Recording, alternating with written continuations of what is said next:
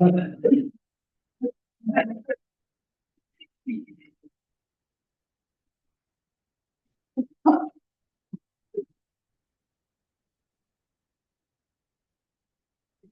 have theory.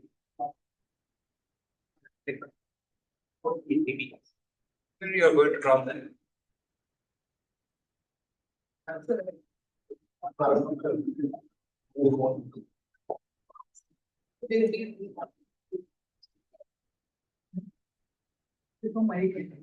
Mic is there? No mic needed. No mic needed.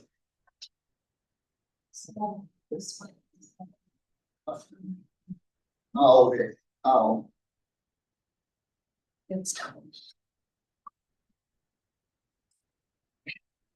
Thanks. Hi, good evening, everyone. On behalf of the IIT Madras FedEx Smart Center team, I'd like to welcome all of you, all faculty members, researchers, students, interns. I'll just give you a brief about the center, introduce the professor, and then we proceed with the seminar. Questions will be taken at the end of the seminar, so please do write down your questions. Then you can ask the professor at the end. The IIT Madras FedEx Smart Center is a center for supply chain modeling, algorithms research, and technology. In 2023, it started off as a collaboration between IIT Madras and FedEx, mainly with the vision to spark transformative innovation in the logistics sector. The seminar series began as a vision to create knowledge dissemination platforms for our researchers, our faculty, interns, and students. So today's seminar is a part of that vision. Our seminar is on decentralized learning of stochastic shortest paths by none other than Professor Hemachandra. Professor is the joint recipient of the Google India Research Award in 2024. He is also a fellow member in the Operational Research Society of India. Professor has obtained his Ph.D. in Computer Science and Automation from IISc, his M.Tech in Control Systems Engineering EE from IIT Kharagpur. Professor's current areas of interest and research are vast and include sequential decision-making methodologies, Markov decision models, reinforcement learning, Bandit problems, and some paradigms from multi-agent systems like game theory, cooperative games, etc. The professor serves on several editorial boards of some journals and is a member or chair of program of some committees. He has published several articles and has been frequently cited by researchers across disciplines. I now hand it over to Professor to begin the seminar.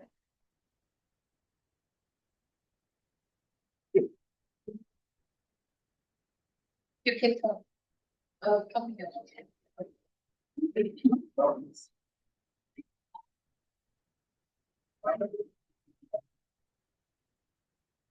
Can you check online now?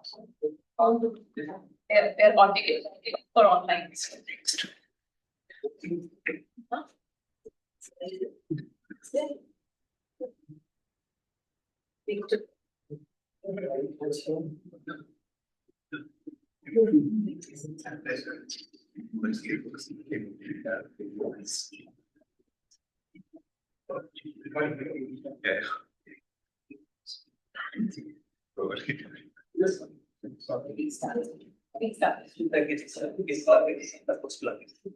Hello everyone. Thanks for a generous introduction. And thanks, Hemachandra, for hosting me. All right. We joined work with two of my former students, Sean, who is now faculty member at FedEx, and Nikesh, joining from the program. Am I audible? Into the audit. And so this is basically the outline. I will see what I can probably complete. I used to complete actually these two sections. No, basically 4 and 5. Then upper bound and a lower bound for these two quantities called learning potential shortest path problems when there is a condition. So there will be some background. These 3 sections will be the background for that. Probably I will open some. Some other thoughts I can do. I have some things, some open problems in case some of you are interested in. Yeah. So I think most of you are aware of this background. I'm just looking for this point there. So yeah, there is a network, and the classical stuff is actually start with what we call SINIT as for initial node, and the aim is to go to the goal node. So what we will see later is actually some extensions of this. Right now, yeah. So this graph can be represented in different ways. One simple way is that look at the nodes and look at the arcs. For example, our way is that, as I said, there is an SINIT and there is a goal node, and some number of nodes are there. Okay. So the variant we are looking at is actually what is called stochastic shortest paths. The uncertainty is in terms of either the transitions or actually the cost also. The R can have a cost. The classical one is actually look at the time. Our setup is actually as associated cost with leak, so to speak. And the classical case is actually when there are constants and then. And yeah, the uncertainties are in the cost as well, like the travel times in networks, and probably even the R. I mean, to take an action from here, where you land up, either here or here, will be uncertain. And the cost will be uncertain. That's the setup we are doing mostly. And the thing is that look at our objective is actually to look at traverse the network from SINIT to the goal with the least cost. So we want the concrete case is least time, for example. So more concrete case. And yeah, these are ubiquitous. These setups are ubiquitous. For navigation and robots, swarm robots, all games are of that nature. When you play board game, that can be of this nature. Fleet management, automated warehouse systems. The last 2 things would be more interest to the FedEx center. There are large warehouses, they manage that, and they have their own lot of fleet, which is aircraft fleet, cargo fleet. So the background is actually some of you may be aware of this IIT cost. As he has written, many things he has written, and one influential, like a 2-volume body of work he has done called dynamic. So you're working as a yellow support. Yeah. In that book, he has a paradigm which basically says that essentially all reinforcement learning problems can be cast as shortest path problems. That is the paradigm that he propagated.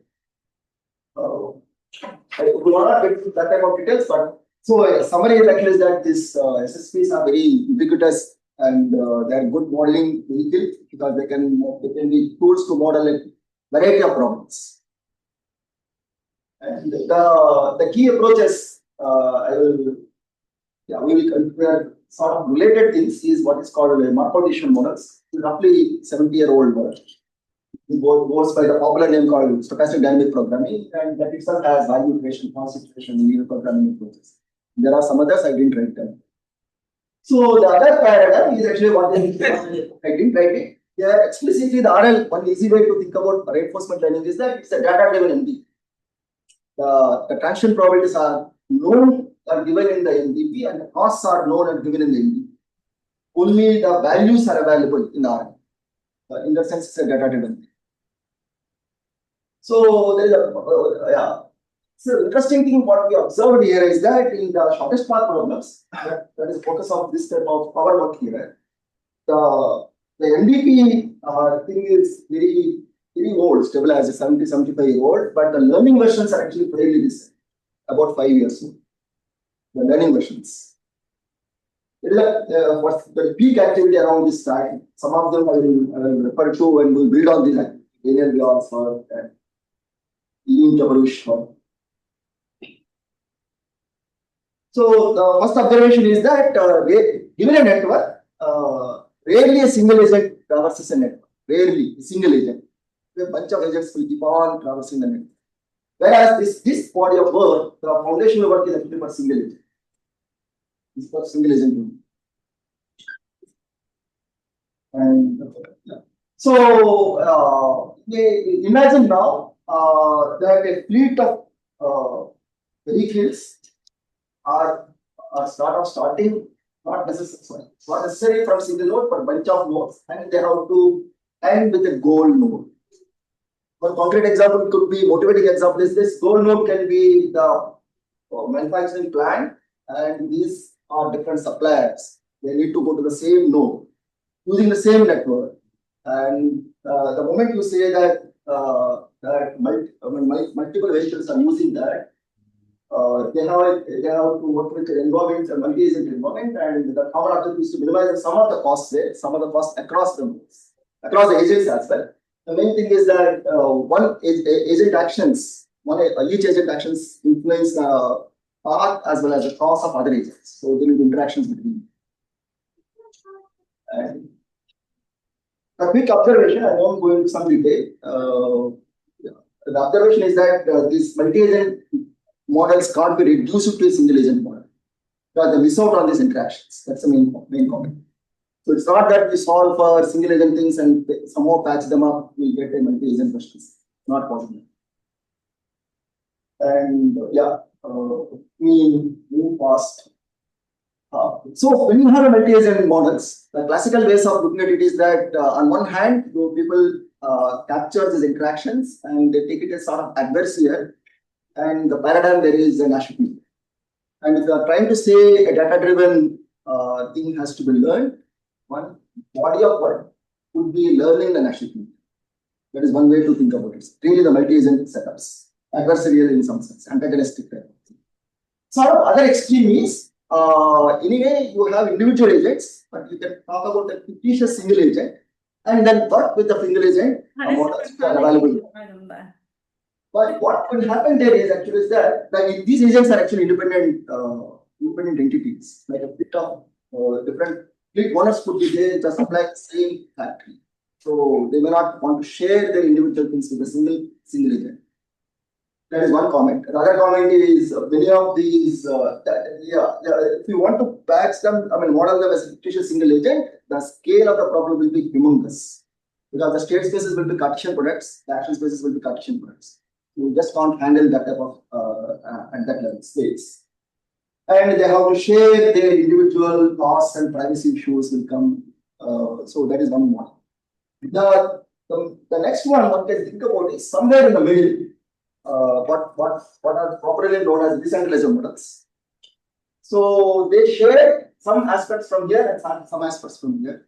For example, they will take in one of the decentralized models, like the one you are talking about, they can take independent actions. Just like the agents in these non-cooperative games. They can take independent actions. And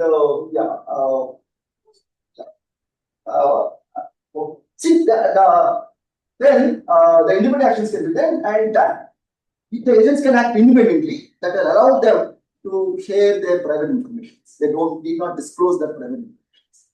That comes more of a consequence of this type of model. Whereas the other two, like in cooperative games, can have a common objective. Unlike that, adversarial objectives in the non-cooperative games can have a common objective, and it can scale with respect to the agents, number of agents, nodes, and the size of the networks. So that is the advantage of this part of decentralized models.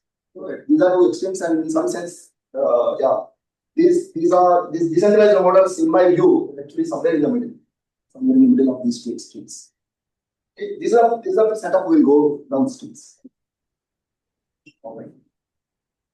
Here is one initial node and a goal node. And stuff.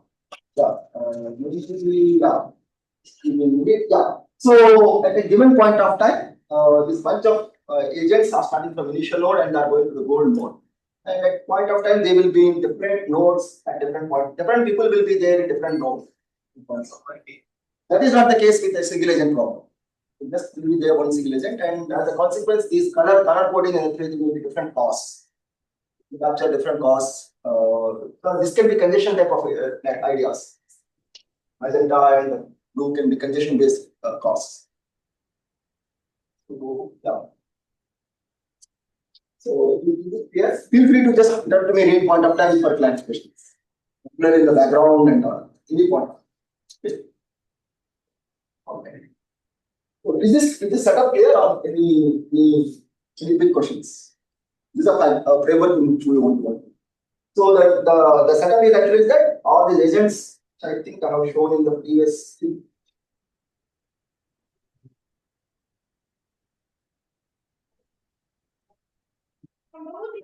Yeah, the set of agents will start here. They need to go to the goal node, and they will get different points of time and different things, and they will incur congestion costs. That's the setup. And the objective is to minimize the sum of all the agents' costs, sum over the agents.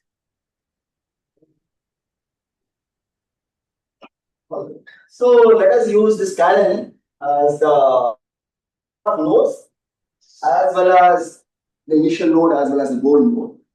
Then this is set of agents. Small n would be the n is the set of agents. It's got different sets. One is the both side. So as I said, the aim of this type of activity is that look at minimize the sum of agents path travel costs from the starting point to the end point. Yes. Sir, how are these algorithms different from generic graph algorithms like shortest path finding algorithm? Yeah, one thing is that they will have uncertainties. The second thing is they are not dynamic programs because we don't know the cost function. We know only the realizations. If something in one what they call episode or something, we'll get a value of that. You get a values of different random. Cost of the travel is not known a priori. Yeah, in a sense, you can realize it, and that will be random variable, and hence we'll get different realizations even for the same mean. Okay. Okay. So yeah, any other questions?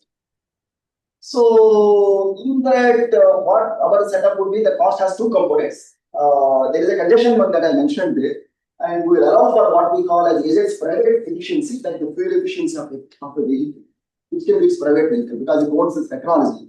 That part it doesn't want to share with us. Fuel efficiency is like private cost. And yeah, so I can't. The thing is that I can't communicate the action taken. That's a privacy part, and the cost will depend upon the action that is taken, so that the cost will also be private. So the challenge in this type of decentralized setups is, despite of this hardness in some sense, without being explicitly sharing the cost, can one devise a probably correct algorithm to minimize the total sum of the cost in this setup? That's a question. That's a challenge. In spite of having this privacy and not sharing it. So what I will come to some details there. The idea is to taking Zang and this is what this Tamil Bashar. You can parameterize this cost and share only the parameters, and that is enough for convergence of the algorithms. So when you're going into centralized, Yeah, the private efficiency does not play a role, right? it does in a sense that they have to share with the fictitious central agent. So what would be private efficiency with respect in a centralized thing? No, I'm trying to understand where is the scalability. Yeah. Where are you- no, the scalability will come because you are You're dealing. decentralizing it, right? So that each agent is taking their own action, and that is independent of the other person's action. Yeah. That is what is happening. So in a centralized state, what is the action space? The action space is typically the Cartesian product of action spaces of all the agents. There is, so since it's a product, It will, and same in the state space. The single agent problems doesn't generally scale. And the second problem is that these individual agents have to share their costs with the central agent. Otherwise, it won't work. So they have to share both their efficiency and their cost, or only the cost? What do you mean by efficiency? That's what you have written in the second slide, right? The private efficiency. So private information I went out with it. Referring to this one, actually. No, the next slide, please. Uh, Where you have set up the problem. Yeah, here. So in the decentralized way, the components, which is the private efficiency use. Private efficiency is that the travel time for a vehicle can be its private information because that is technology dependent and they don't need to share with others. So in the centralized, this is shared. They have to be shared. Some of these things I will come now. Okay, so in that sense, what we are looking at is slightly general classical SSPs with a condition dependent cost and private cost. So there are some details now. The problem is described by a bunch of tuples, set of agents and set of nodes, actions available to each agent, the cost of each agent, and the transition probability uncertainty matrices. And this is the communication network which I will talk about a bit later. Just now. So essentially, the idea is that one can maintain a communication network. This is different from the travel network, where adjacent elements in this communication network can only communicate among themselves. It's a separate network rather than the travel network. This is clear. It is separate. That's why it is called communication network. And so this is a standard notation for a given state S. You write its individual component and all others.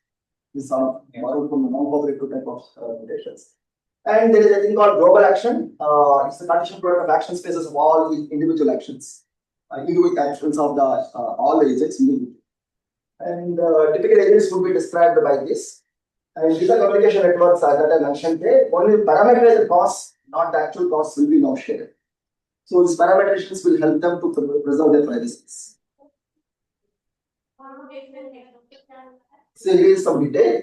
So for ith agent, if it is in some status and it is taken global action is some everybody is taking some action there, then the cost incurred by that agent would be a private fuel efficiency component plus the summation of indicator function is the condition costs. The agents that are using the same link will be adding there. That's a condition dependent. So some technical assumptions will make so that it is away from zero and so what is the policy here? The policy would be the link to choose by agent. That is the policy in the classical dynamic programming type of data. Which link to use by which agent. So some notation we will. I think I need to speed up. Some notation would be there is a policy which is in this type of setup would be called as a path in a route. In fact, a path and a route. The route is a summation or a concatenation of each links that are being used there, and the travel cost is a random variable. Then the planning horizon is because of its uncertainty, it is finite but random. Unlike many other things, finite but random amount of time. So the criteria would be minimizing over this agents thing. The expected total and it's a random sum of random costs. You look at the expectation of the random sum of random costs that has to be minimized. So this is what is that in case some of you are aware of this background for this what are called MDPs and stochastic dynamic programming. This is another criteria which is popular and different actually from the discounted thing as well as average cost. What is the total cost models? And this is generally known to be hard. The total cost models are very popular but known to be generally hard. Okay. So what is the this is essentially the target. This that object will be tracking in some sense. Given a policy phi and the agents globally are starting in the status on this. What you are looking for is the sum of these individual costs and added them. That is the team cost in some sense, and the scaling is 1 by n, natural one. It doesn't matter. 1 by n is constant. It can.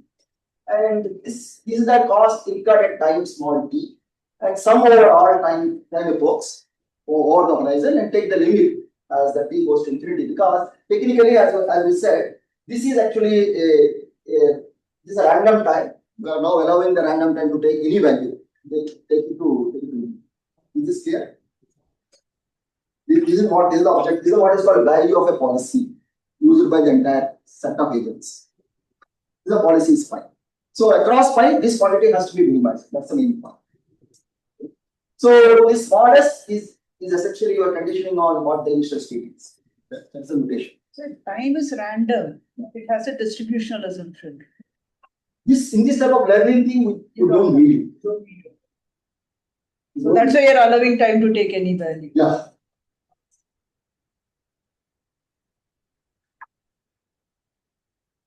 course, we'll make this type of technical assumptions. For inbuilt path, should be finite cost. This will avoid actually self loops, so to speak. Otherwise, it will blow up. And this is an objective thing is what is optimal policy 5-star. Minimize this cost across all possible paths. Okay, so this is the part. This is called value function or state value function, and it is useful. Long back it was discovered or identified by Peter Dion and Watkins. Basically, they said that there is an analogous quantity for the state action pair, the two functions. So, given initial state as small s and initial action as a, essentially look at this type of quantity. You look at the first period cost because there is anyway given, and look at the cost then onwards. Essentially, then onwards. So this is what is called state action pairs, two functions. These are popular two values. And easy way, I feel this easy way to interpret this actually interpret this as a table. I write all the rows in one way and actions in another way. It will not be a rectangular table, but for each entry in the table we will have a value, this QSC. The reformulation of this reinforcement learning problem in this setup is called learning the entries of this new table. That is what is to be learned. One has to learn the entries. Because if you know the entry, you can these are the joint one state and action. Given a state, we can find the optimal action easily. You know the entire two table as a point. Is this clear? Okay. So now, even now, you have now large networks and you have multiple agents. So the MVP model state and action will be humongous. Long back, people have worked with this idea called approximations. This is the language that this RL community uses this. The analogous quantity in the machine learning language is what a teacher in you do a feature in.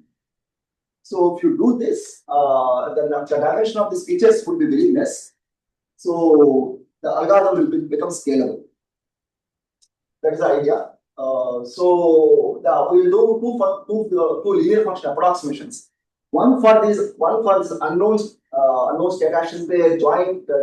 This is basically the probability of moving to state as part to start in status and take an action A.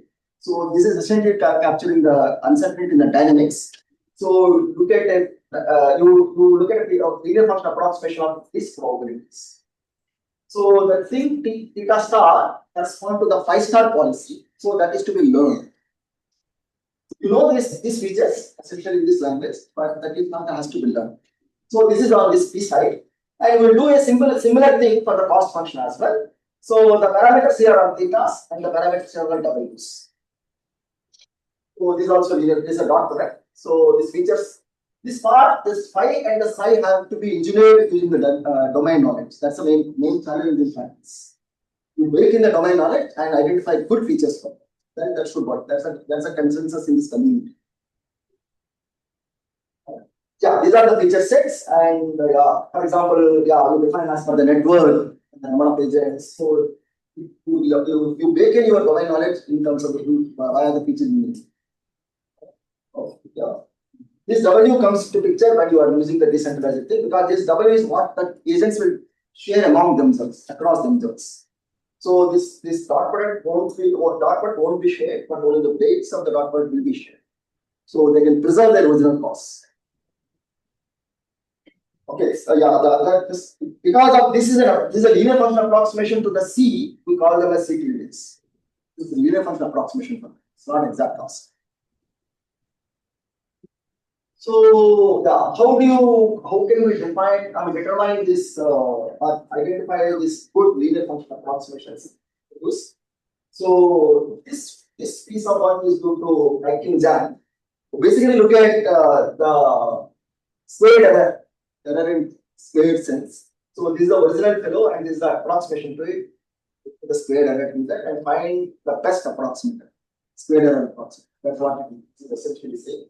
And the moment you do that, one can update the current WIT at the epoch of the algorithm by a gamma t times the difference here and a gradient in the W direction. So this is like essentially a stochastic gradient type of ideas. And the intermediate performances, these WIT ideas will be now shared. So you have a WIT, WIT intermediate quantity computed. So each agent will use its only local information to compute it. It doesn't need the global information, more or less. And then you share them, the WIT and J agent or I agent in the next period will get this shared. So these parameters are shared. Okay, this is clear. Any questions? So this is the key aspect of this decentralized algorithm. So the challenge I think is for Kakinada and that type of people, our work would be, can one show that such an algorithm quote unquote works? The correctness of the algorithm and learnability of the problem. That's essentially the challenge now. Now going back to the value function, state action value functions, one can write a dynamic programming type of. They basically follow they have a dynamic programming sort of presentation.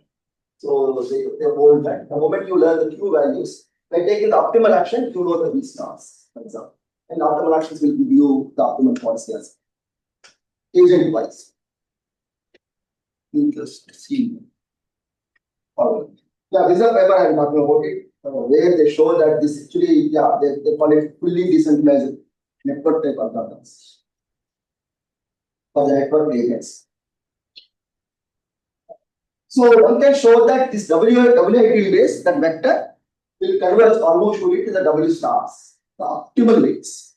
Can show this. That's what essentially we also show this. Primarily, that part of our work relies on this in the related settings. This we have done it. The difference actually is that they consider only average cost problems, whereas we consider the total cost problems. That's the major difference. So it will have a consequence in that downstream algorithm. I will mention it briefly after a few slides. So at optimality, the W stars will satisfy this dynamic programming conditions. Now, as one can expect, these left-hand side elements in type T are agent dependent, but they are converted to the same value. They have to converge to the same value. Otherwise, the algorithm doesn't work. So, am I clear? They have to converge to the same value. Each agent should have essentially the same estimate for the entire problem at the end of the algorithm. Otherwise, they can have different estimates and they can keep on taking it may not work. So, almost it becomes a sanity check that convergence limit should be same value. All right. Okay. So now the question is that the learnability question of this algorithm, how good this learnability or correctness you want to validate. One way is actually to look at what is called a regret of an algorithm. So the second part for which we are subtracting is so-called baseline, which is basically the optimal value, which we don't know, of course. That is what we are trying to learn. The algorithm is computing the intermediate quantities at each point of time along the path of the algorithm. So for that reason, I believe this is called regret. The K here is the number of episodes. There are K episodes. This is the regret one. This is the baseline one can get, and this is what in the K episodes you will incur this. So yeah, so this IJs are what is called a length of an episode. The episode here in this context is start from the initial node and say that episode ends when all agents reach the goal node. That is one episode. Now, right, one single episode will not help us to learn it. So people run it for multiple episodes, and then out of that, actually one can show the kind of correctness. So yeah, then argue that one can argue that Rk by k goes to 0. The desirable quantity is that regret should have what is called sublinear regret. This ratio of Rk by k goes to 0, which means that basically the Rk, the numerator is actually going sublinearly with respect to the linear in the denominator. Essentially, the intuition I think is that you got to get in each period one period you will get one data point, and one extra data point, and that one extra data point should bring down more than the linear regrets, the sublinear. So that is the way one can capture that. So essentially, the algorithm is if that is happening, the sublinear regret is going to, if the regret has sublinearity or Rk by k goes to 0, it means the algorithm is still learning. It's making use a good use of the data that is available. Yeah, captures the learnability question. Yeah. So, yeah, okay. This picture will tell you the sort of story of the upper bound regret. It is a graphical way of mentioning that. So say for example there are this epoch 1, epoch 2, epoch 3. So these are represented. So there is episode changes. That means the all agents reach the goal node. Call it as first epoch, second epoch, third epoch. The key epochs are there. And then the Q factor would be updated because we are considering now multi-agent setup. The earlier single agent SSP people doesn't have this type of program. This is one thing that that comes up the moment you talk about the multi-agent thing. How do you define or how to update the ith agents Q factors? What we did is actually is that it's essentially sort of min-max type of ideas.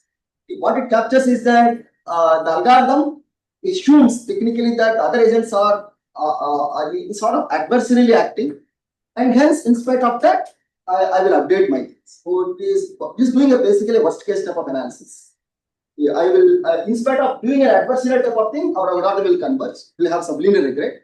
So that is a sort of worst case because other agents actually may cooperate with implicitly. Right? So the Q factor is updated by what we call multi-agent extended valuation algorithm. So flavor of valuation algorithm, and then this extended multi-agent will come because of that reason. And so this algorithm will update the Q factors, and it will be updated at either of the two things. Either the episode ends because all agents in the kth episode have reached the goal node, or what we call a doubling criteria, the epoch changes. See, for example, the next slide, these are two major criteria, what are called determinant doubling or time doubling. Essentially, these two things can be understood in the way of that these ideas will capture what is called exploration data.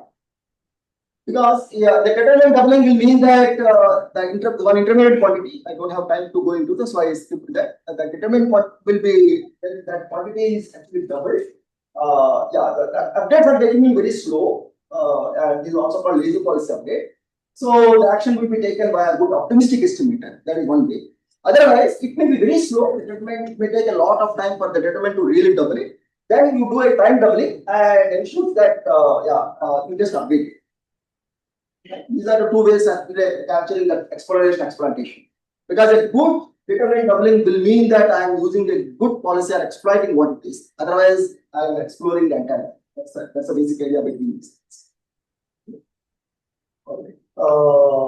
This is the flowchart of this NDA subroutine algorithm. Essentially, this part would be the valuation type of ideas. And this is inspired by Yakin mean and the single agent thing that have done, but this is a multi-agent version of it.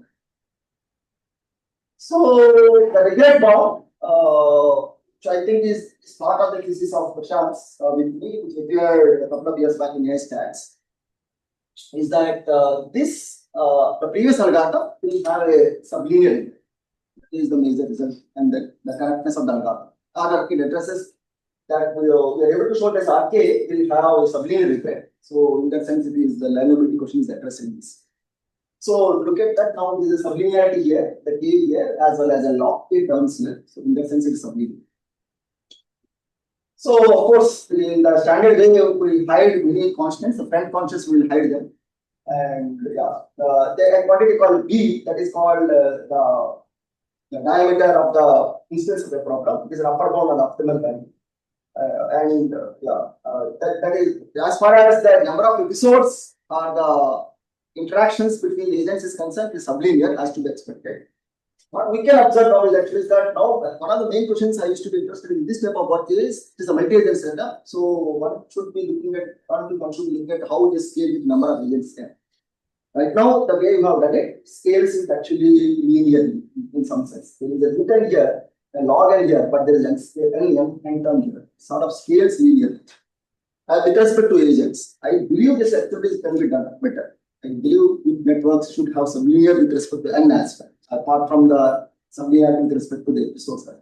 Because that is what the multi-agent system sees. Right? You are trying to learn, and you can scale it essentially. The linearity scaling is actually basically inversely what I am trying to say that. One way to interpret what I am saying is that the regret is actually linearly scaling with the number of agents. That may not be very great. Essentially means that large systems can't be handled in some sense. A good algorithm, I think that is an open problem. Those of who are interested there, maybe you can pursue it or you can talk to me. It's a good idea to look at a sublinear in K as well as sublinear in N. That would be a right way to address this. You're saying something? No. Okay. All right. Okay. So yeah, I will just of time I will skip that. But proof will have three major steps. First, show that stochastic approximation is the W is well converts to W star in spite of all WI estimates by each agent will go to the common W star. That is one step. Then argue that the MAEVI, multi-agent extended value test algorithm with the doubling criteria actually will converge. And then after that we have to argue the sublinearity of the regret. So it will turn out actually the regret will have three components. One can identify nice decompose that, and each of them will have the regret. In the next slide, I think I will mention that. And that uses an alternative representation to the picture that I mentioned here. This picture that would in this board will rewrite it in a slightly different way that will help us in the analysis. That is what I mean by alternate representation of this horizon data. And the key thing is that now we are in multi-agent, unlike the mean gene evolution, that type of product. We have to deal with this new idea called some agents are this initial node and some are in the code. So we have to partition that agents and track this subsets separately. Because those who go to the node, goal node, they don't contribute any regret downstream, whereas these other fellows will contribute a lot. So we have to do that. SM is the which actually the doubling criteria has actually regarded them. And the moment you write an alternative representation to this here, the regret can be redefined using that representation and then argue the sublinearity of that. So yeah, maybe maybe in the interest of time I will skip this. Those who have some experience or some ideas with the stochastic approximations, these are slightly similar to that. Even though we are doing it for the total cost, that's a challenge here. So the WIs will converge almost surely. That is essentially that as a solution for some quantity which is inspired by the ordinary differential equation, which is the backend of this. Now the multi-agent extended valuation algorithm, that can be upper bound by one term contributed by the determined doubling and another term contributed by the time doubling. So one can argue that one can upper bound. And informally, these quantities, this QI, JIs, they are monotone and hence they will converge. What is I think the key aspect here is actually this monotones. So eventually they will converge. That is how we will argue that NAEVI algorithm will converge. That is the second major step. And then the regret decomposition. Whenever MVA multi-agent extended valuation algorithm is triggered by at least one agent, and all agents have reached the goal node. That SM that I am talking about. Because in the multi-agent setup, we have to track this one. How many are in the middle? How many are the complement? Basically, you have reached there. So that aspect is not there in the classical shortest path learning algorithms. Because they deal with only one agent at a time. This aspect doesn't even erase. So yeah, maybe I will sort of skip this. And this is a major result, which basically says that there are some key components. For example, is the difference between total cost in K episodes and is estimated by. So this is an error, and it's sort of statistical error in some sense. The regret will have a statistical error component, which in turn can be decomposed by this M and M SM and SM complement that I was mentioning. Who reached it where who didn't reach it. The other term here is actually the true and the cost to go functions true and parameterized values. So this term can be interpreted as a parameter approximation or parameter approximations errors. So this is the statistical error component. This is the feature engineering approximations essentially. And then by using some martingale different sequences out of it, one can use this Azuma optical equality and one can obtain this entire. So that is the main thing. So yeah, we have a lofty terms here and lofty terms here, which will translate to log K eventually, a good K.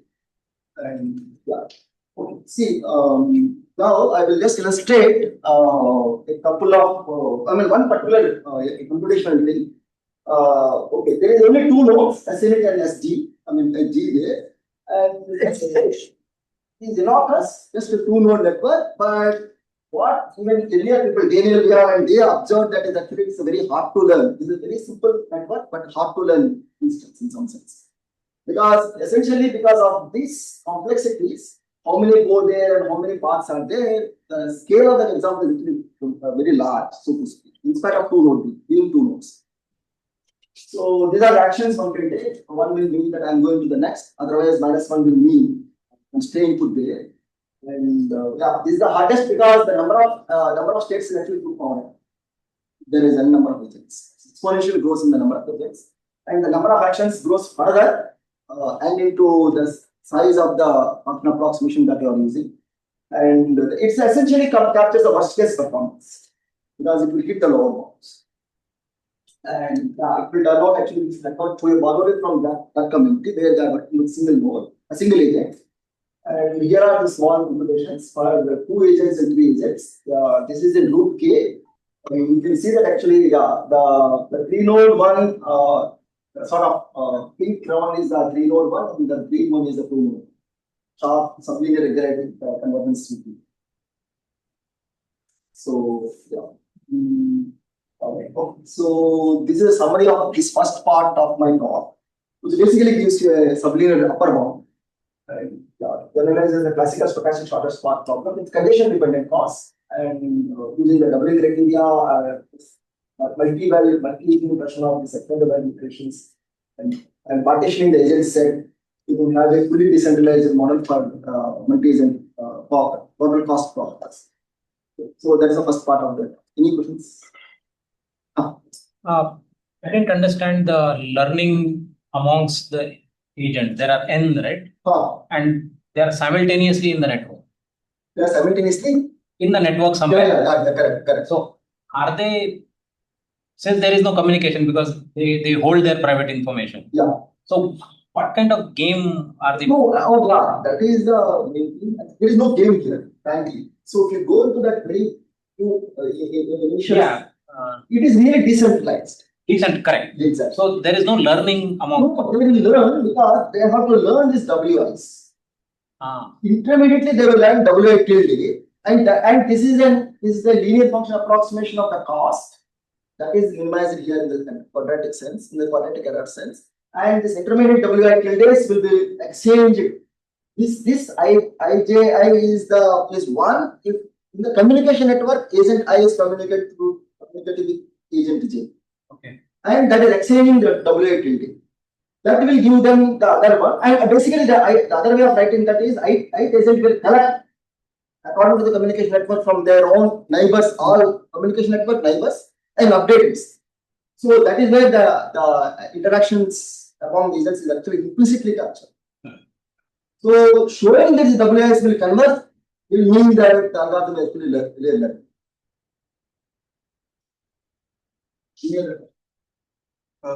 On that timeline, there was an epoch timeline. Yeah. That picture I think you are talking about.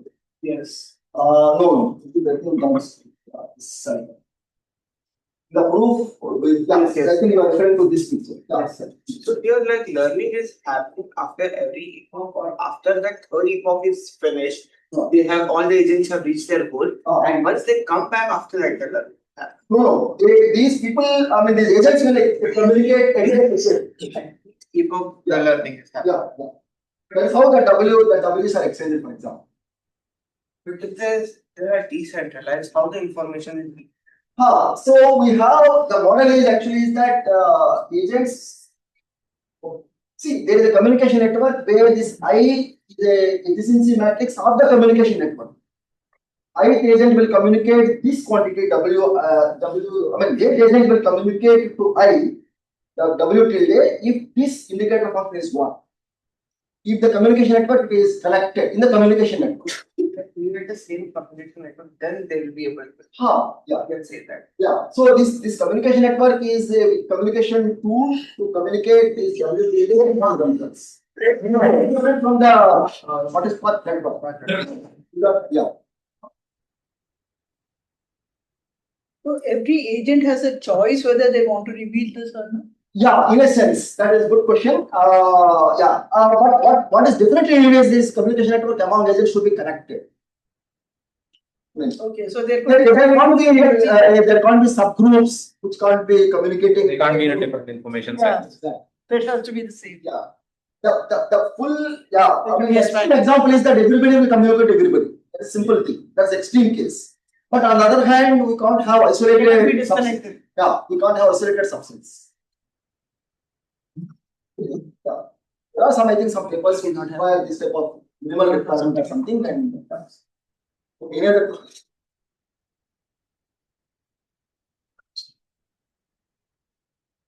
Okay. So yeah, this is based on, yeah, okay. So now, yeah. We don't need to. All right. So the next thing which I will go definitely much faster is actually that okay, in this we argue that actually they learn effectively. The learnability question is addressed by sublinear regret. We are asking the other paper what are the fundamental limits in this type of models. For example, what is the lower bound for that? If there is a lower bound and some algorithm is hitting it, and the nature of the lower bound will tell you hardness of the problem, yielding the hardness of the problem. The previous work is actually upper bounds for the regrets, sublinear regrets. So this is a joint work with my other really student Utkarsh and Prashant, presented December in the NeurIPS. So yeah, regret lower bounds for decentralized multi-agent stochastic corresponding problems. So yeah, what we want to now argue is that we want to establish a tight regret lower bounds for this class of problems. So the challenges are actually that the earlier one, the state action spaces will just explode in these multi-agent setups. The costs are coupled and dynamics are coupled, and the main challenge here for the lower one particularly is that what is the nature of this optimal policy and its value from this field. And then there is a technical thing where we have to look at what we call as the near optimal policies or near optimal closed policies and look at their separation problems in terms of the KL divergence between. So what we do is actually build on the previous thing, and we just look at a very simple network, a classical start, goal, low, and for this we will establish a regret lower bound. We want to just establish a tight lower bound, so we will display instance of that and say that it hits the tightness. So the action spaces are state is now exponentially grows with number of agents. A simple example, even the simple example, and action spaces are inspired by the previous thing. One will mean that you are hopping. 1 minus 1 will mean that you are staying put there. And this is the agent I, and that agent A, I mean, model will have such a large action spaces. Okay, what we do now is we design a feature map that is valid. That means that features will respect the probability transition probability approximations. They sum up to 1 in certain sense. And yeah, then there will be parameter by theta, and to exploit the nature of this network, n agent and 2 node network, and we are able to find analytical tractable optimal policy. The moment we find analytical tractable optimal policy, in principle we can find its value, and then we can find its any algorithms regret for that, and then argue that a good algorithm will have a lower bound matching lower bounds or a matching lower bounds. See, the features we work for, slightly more complicated, but still, nonetheless, this is essentially the features for the state transition probabilities. Right? For example, this middle one essentially means that the agent can't go back. Having reached the goal, it can't go back. So, some natural conditions have to be met, and this is what is to be learned. In particular, in terms of these AIs and some parameters, delta, small delta, and then big delta, that I will come in 2 minutes. And we can design these features. The advantage of this type of features is that you are able to find optimal policies. That's the main point. Okay, I will try to emphasize on that. Now, instance is given by number of agents, a quantity called small delta and another quantity called big delta, and the theta is the feature parameterization. So under these conditions, okay, so one can design a valid feature. That's a summary of this, formal summary of this lemma. You can design valid features so that the sums will add up to 1, and there are some natural zeros popping up, essentially that. And then one more thing is that this is about the features. Now, in these features, what is the transition probability that one can write in terms of slightly involved expression. There are sort of indicator independent terms in the first P. There are indicator dependent terms in the second P. What we call sign matching properties, because these are indicators, and this will help us to identify the optimal policies. So one can write out of this. That is the summary of this result. And yeah, if agent I selects an action according to this sign matching property, I mean that is one policy. Under this joint action, the interesting thing is that one can now decompose the agents into two indexes, Cala and Cality. The Cala is roughly corresponds to the one which are staying back, and Cality is the ones which are some complement of that chose to go outside. Others are staying back. And yeah, now A theta is the joint action will be represented by A theta term, where theta is the feature parameter. Then the corresponding probability transition probabilities could be denoted by this R and R bar. R and R bar I will come maybe in the next slide. Yeah. So these R bars, okay, see, look at the integers from 0 to R plus 1, I mean the floor of R plus 1 by 2, the floor of that. So the P stars will have certain sign direction type of thing. For others, the complement number of R's from this floor to the end R, it will be reversed. So there is a structure in this P star that will be learned. So, and this R will keep on moving. So it will, the midpoint highlights the structural asymmetry in this thing, because it is somewhere in the middle this is happening. See now look at the partition set of states that are available by what we call type. By type we mean states with exactly R agents in the node small s. R agents are there. So now the optimal policy will mean that from the A theta that we talked about in each state, and the optimal value will depend only on the states. These are so basically at some level the state space is partitioned, and in each partition the value is common. So the optimal policy has a structure here. That structure helped us to find the optimal value as well, and that is optimal. So essentially, this is basically saying the optimal value will determine will be all states in the same type SR will have the same value. Yeah. R is the number of agents at a particular point. Yeah, they are the agents which are actually. I sort of rushed it through it. Let me come back here. Either this slide or the next slide. I wrote it. Okay, this is the one which actually can have. I mean, for any R of this nature, one can do that.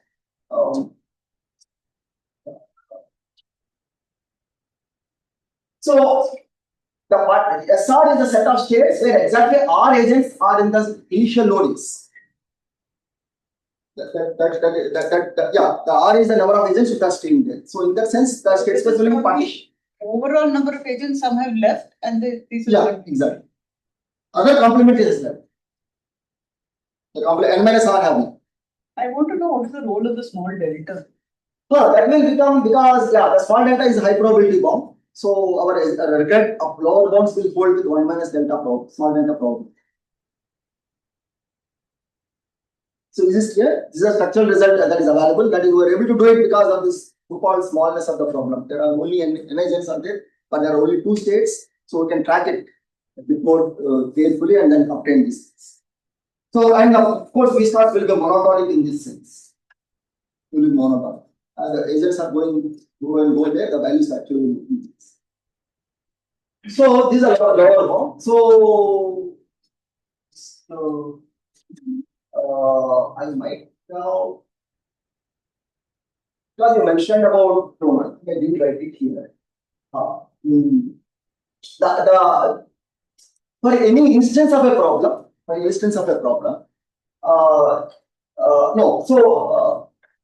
sorry. For any learning algorithm, there will be hard instance of the above type. By hard instance, we mean that for that learning algorithm, when it is evaluated on this instance, it will have this lower bound. Very clear? For any learning algorithm, there is a hard instance one can. It's like a intuitive counterexample type. So you may learning algorithm, one can generate a hard to learn instance from it. And hence, because it is hard, in the what do we mean by hard instance? It will have sublinear regret of root k. That is what I mean. Is clear? So yeah, so that for any learning algorithm, there is an instance.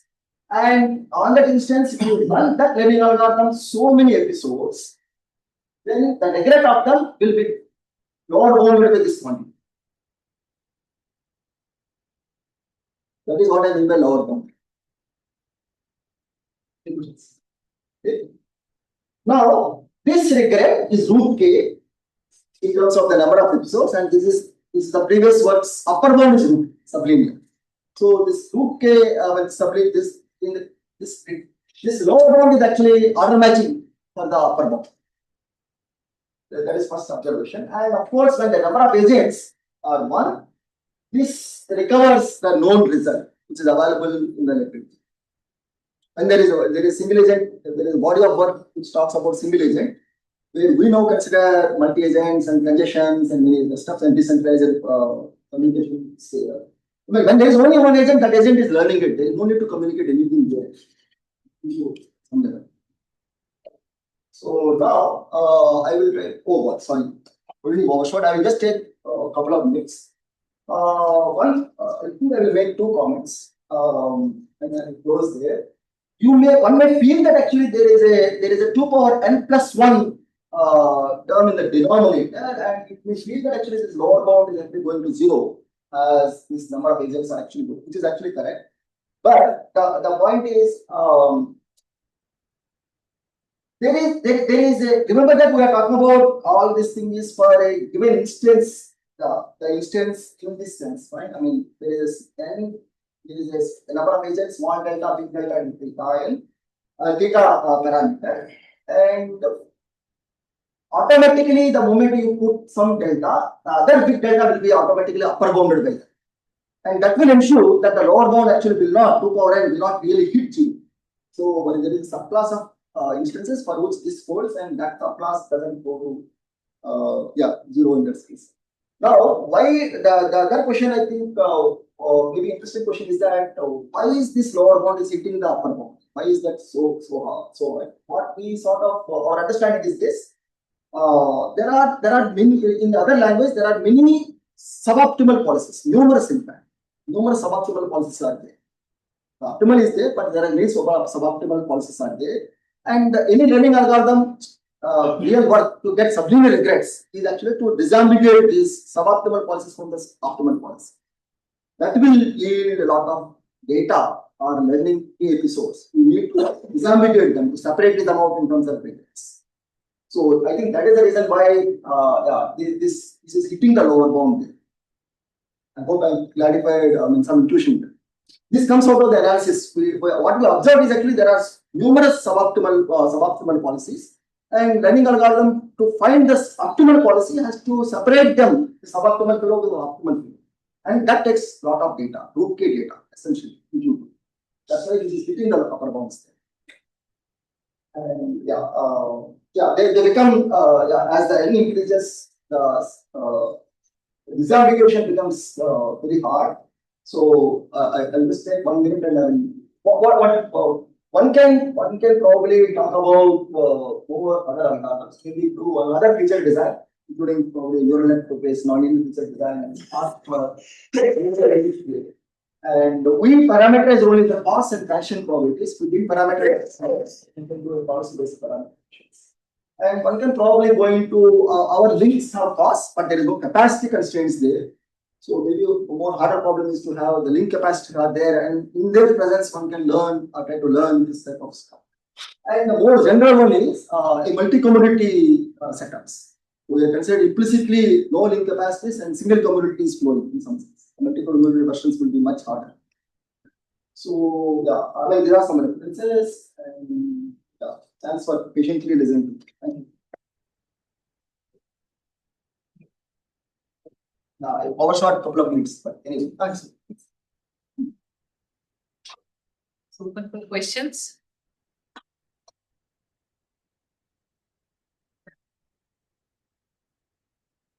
It's okay. Yeah.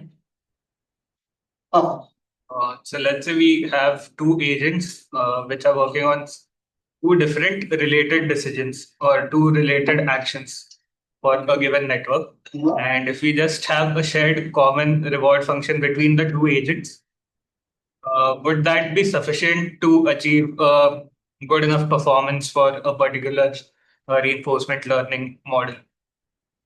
So when you say what is this common actions? So let's say if we have two agents, one agent is focusing on setup decisions for a given network, and other is focusing on allocation decisions. Okay. And we have a shared common reward function.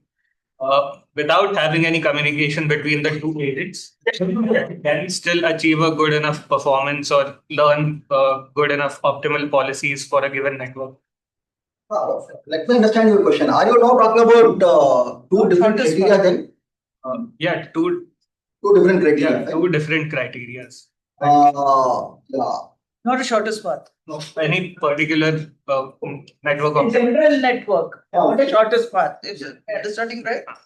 But then you do not two different agents. They have different objective functions. That's what you are trying to say. They have different, but those objectives we want to optimize the sum of those two objectives. Wow. Okay. See, let me mention this. This has that flavor because our learning algorithm objective is sum of all total such costs. Yeah. So that is being added. I was asking is mainly we parameterize the costs, and we were focusing on the communication between the agents in this particular work. My point of view was we are not specifically focusing on the communication, but we want only the reward function to guide the learning of both the agents simultaneously. Would that be a viable approach, or there might be some issues with only using a shared reward function? See, if that agents, okay, let me put it this way. The algorithm should have some guiding goal. For example, in this particular case, we are saying that is the guiding goal or the target to be learned is sum of all costs incurred by all the agents. So unless something like that comes up, I'm not very sure how to define the problem the way you are mentioning. I mean, algorithm should have some guiding goal. If you potentially have multiple goals or something, then the more fundamental question is that what is something like what of the goal is more important than other goal? Someone that Winfrey Pareto frontier, one way to maybe think of understanding your question correct. Maybe the question to be asked is, then the algorithm can trace the Pareto frontier. Yeah, that is something one can try. That is, I believe it's unless you have structural results there, it will be pretty hard, because what can potentially happen is that one can identify a potential point on that frontier. With the efficient set, one can potentially do that.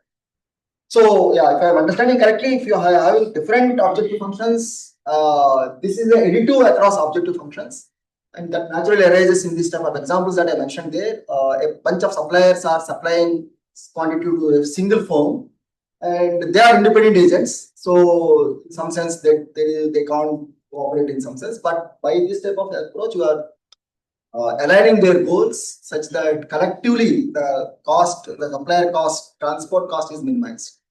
In particular, this is learned in a minimal way. I hope, I mean, yes, I answered your question, or we can talk. Yes. No, I need to know how that switching has happened, that RI and such. There was a structural result, correct? Okay.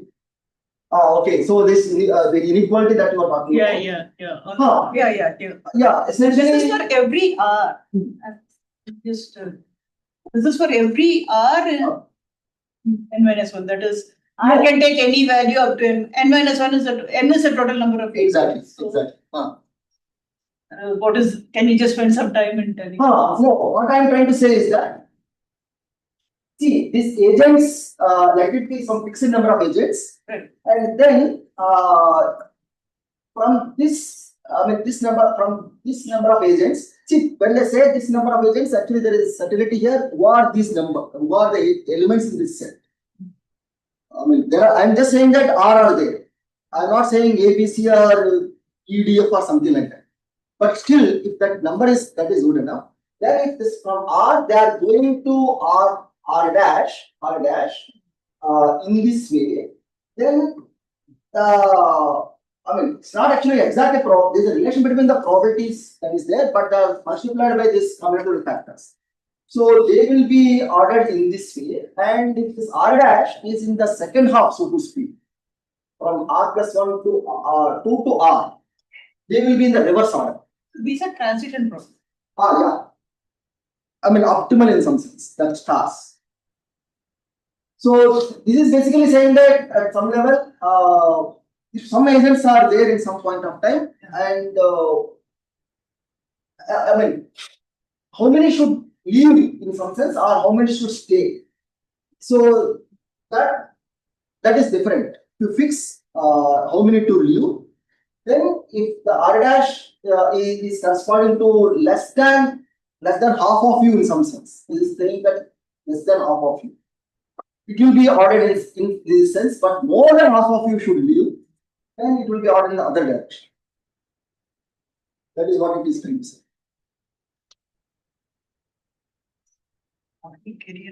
Also, this midpoint, this integer, will highlight the spectral asymmetry in the dynamic size.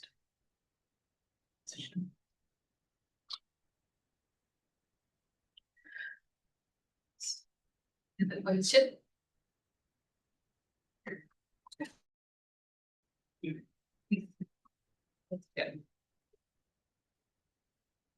Yeah, please.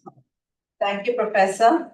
That was a very insightful session. Thank you so much for sharing your experience and expertise with us. Professor has come all the way from Bombay. Thank you for coming and being here with us as part of this session. I'd like to ask Professor G. Srinivasan to present a memento to Professor. Okay.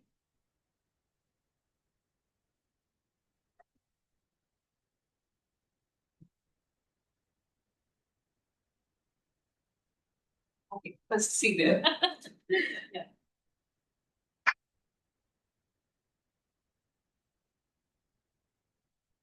Now this thing. Thank you. Thank you. Thanks a lot. Yeah. Thank you. Thank you so much, everyone. There's high tea served outside. You can leave if you want to interact with the professor here. So if you want to have one-to-one interaction, you can just have it here. Otherwise, tea, coffee will be. Thank you. Yeah, I will be here for some time. Thank you, sir. Thank you. Thanks a lot. Thanks for attending it. Thank you all of you for attending it.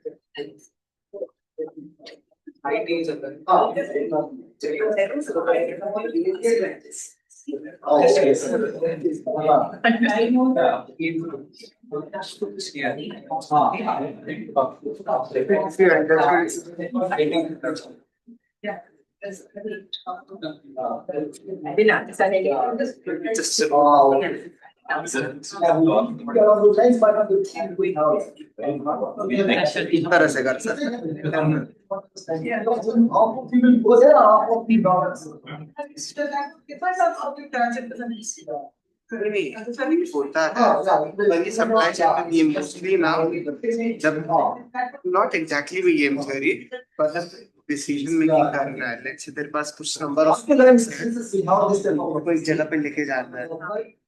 उस case में vehicle routing वगैरह में procurement भी हो सकता है. Yes, supply vendor selection. Type भी use. Select to go. Everybody has to go. I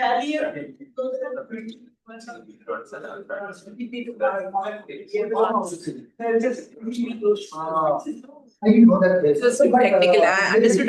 What happened there? Oh, okay. He has not read, but I'm just reading, so I was just trying to see what.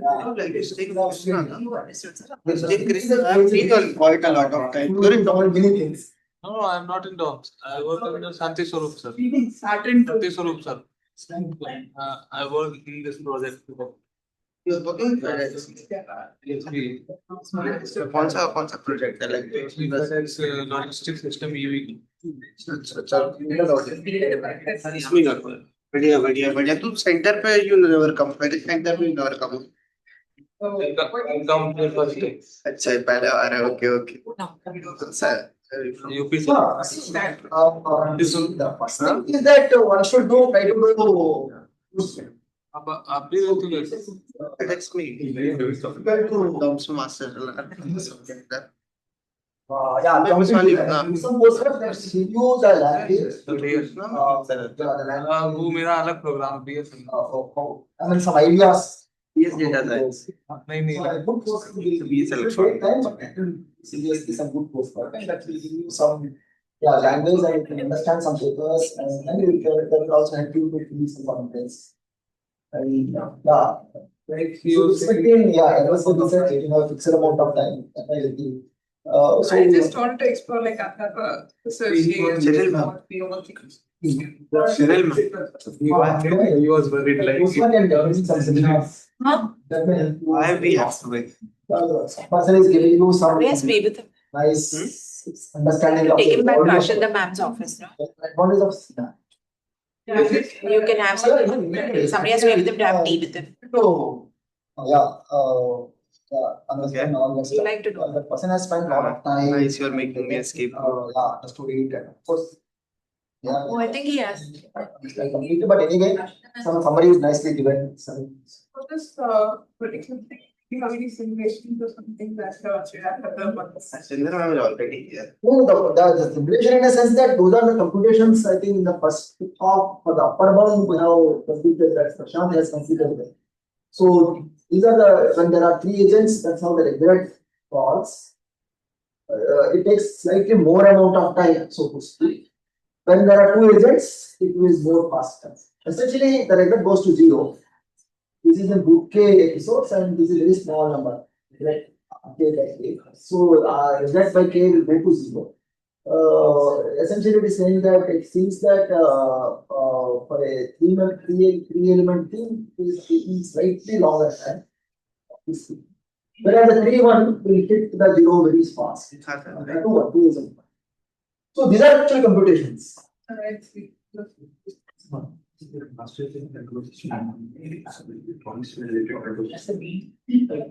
That's just I learned. I learned that at W. That was in W controls like. In a sense, this is an MVP is you are controlling a bunch of Markov chains, and each Markov chain will have a state.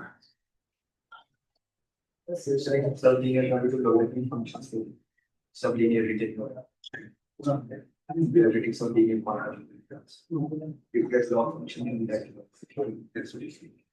More than log, the more see log T and log square T, root T are all sublinear. The slowest one is the dominating term, and we have root T. We can have root log K, but that is not really sublinear because the slowest bottleneck is root K term. So it is root K sublinear.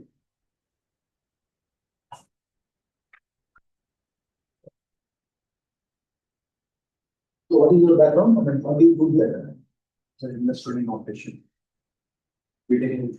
Oh, I see. From the dogs. So who is your supervisor? I must legal supervisor decide. Yeah, possibly trust. Oh. Operation. Huh? Sure. Okay, good. So actually, like father lives in Bombay. So if chance like I can visit IIT. Like it's a constitution. I can visit. I think there are some interns would take sometimes. That is definitely possible. And short visit, I think you can also, if there is a specific thing or something we have in mind, you can have to see, but it should be possible. Well, in the sense that, maybe you have to apply it and then have to write the application and improve it. But if it is a few hours or one day, that can be done easily. Also can be done, but that should be hard for the person.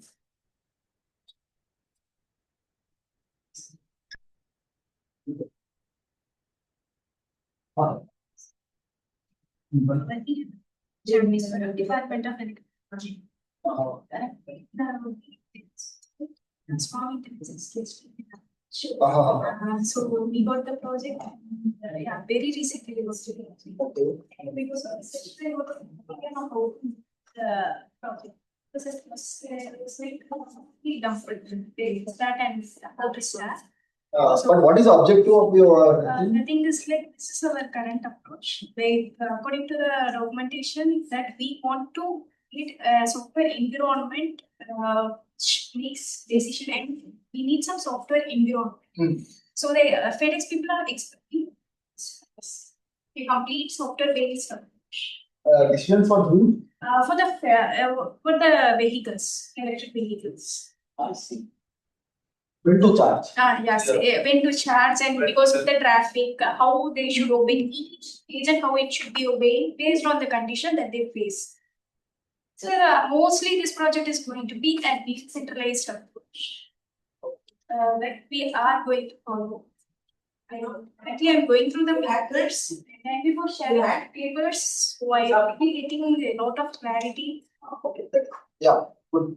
And our professor wanted us to that's very Professor Shanti Sundar. Shanti Sundar.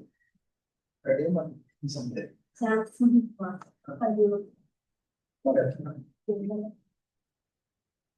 What's your name? Monisha. Monisha. You are doing MSc? No, sir. I'm a recent B.Tech graduate. So I'm doing my research associate. Oh, okay. All right. Okay, what do you? Bachelor's degree, and working under something. Okay. Same type of project. The agents, EV is getting charged. Decentralized.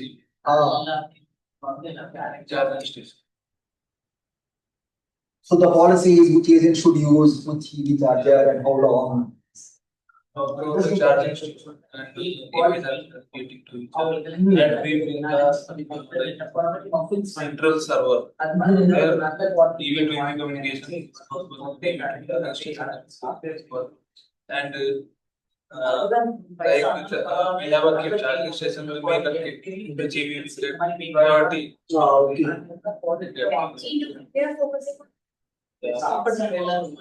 you say?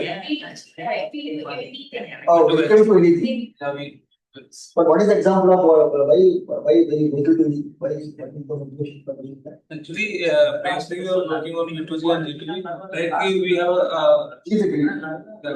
we have a lot of when we have a lot of load of the grid. Yeah. Then we can like supply. Yeah, supply from the vehicles. Yeah.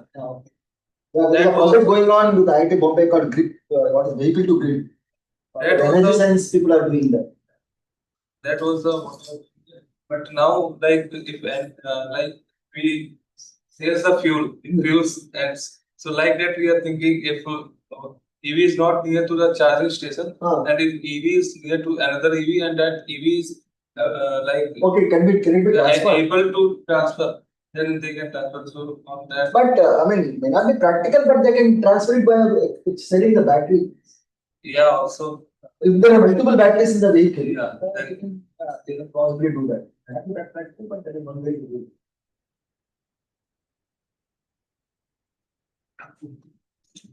We are also working in smart meters, energy management systems. We will get energy trading and pricing. Okay. So what is project? From the W. Yes. Yes.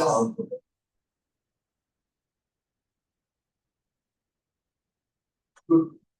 Thank you. So, మనం కూడా బయటకు వెళ్దాం అందరూ ఉన్నారు student ఏమి తినట్లేదు కావాల్సిన తీసుకో. What do you plan to do, sir? So I can meet some students. I may not need this. తీసుకుంటాను.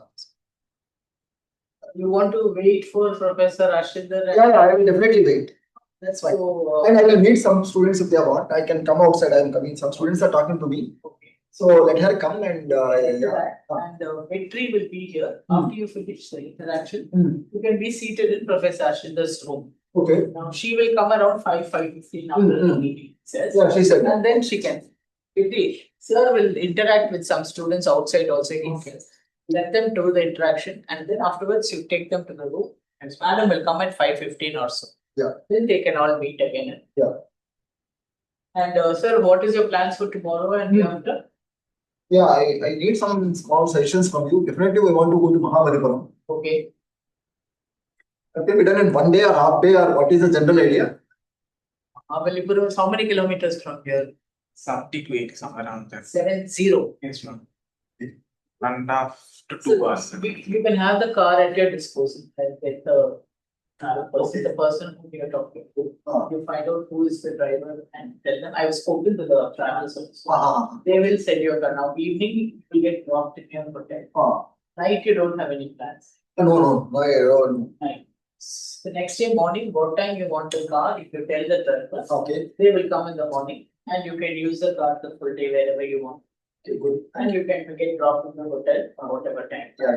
So you can use the car accordingly. Tell the driver whenever you want. And on Monday you can get dropped at the airport. And then you can use the car. That is what I will. Yeah. What is? I will. Since I don't know this place that much, I was thinking when is a good time to leave Mahabalipuram, and tomorrow is okay, Saturday is okay. Thanks. So there are other places, some other temples are there. Should be there in What all suggestions can we give? Yeah. Interested in the temples? Yeah, some of them we will do Mahabalipuram and some other temple maybe. Maybe that Marina Beach if you want. There is a beaches in Mumbai also. Yeah, but I think it's something that you have to. is it? Okay. Marina Beach was but that could be only in the evening. Evening. Around 4 o'clock would be ideal, otherwise when it becomes dark, then. Okay. And maybe there are some other temples. Paleshwar. It's in Mylapur. Okay. You can tell the driver your plans. So what I will do is I will send you a WhatsApp.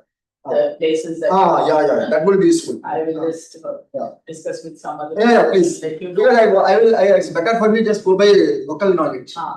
Yeah.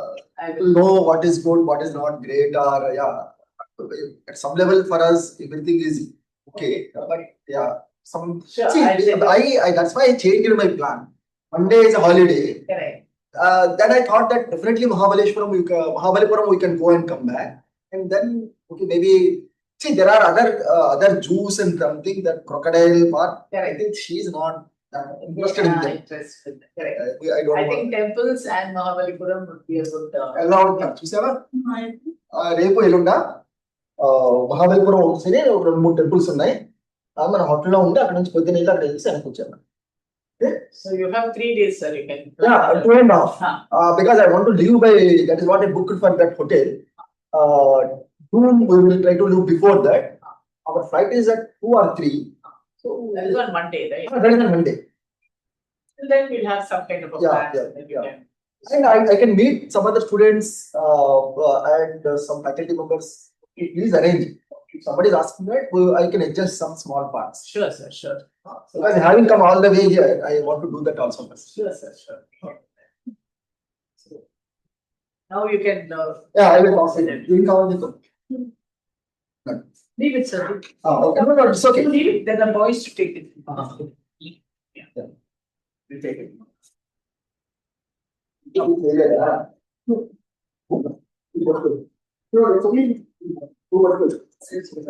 Yes, thank you. I can meet some people or some students. What's your name? So you are a PhD student here? So C. Rajendran. I see. So you will have some interactions with German universities.